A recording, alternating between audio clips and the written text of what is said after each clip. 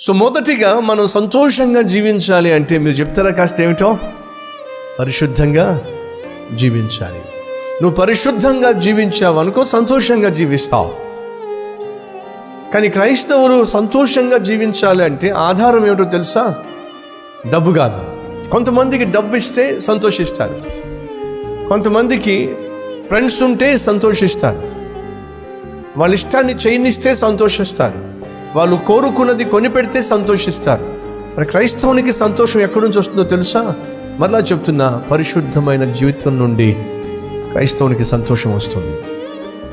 పరిశుద్ధమైన జీవితమే క్రైస్తవునికి ఆనందానికి ఆధారం.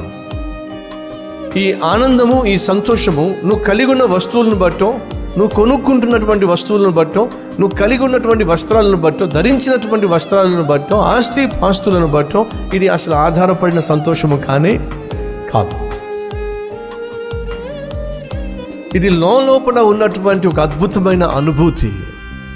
హృదయంలో ఉన్నటువంటి పరిశుద్ధత వల్ల వచ్చేటటువంటి సంతోషము ఇది బయట ఉన్నటువంటి పరిస్థితులను బట్టి మారే సంతోషము కానే కాదు.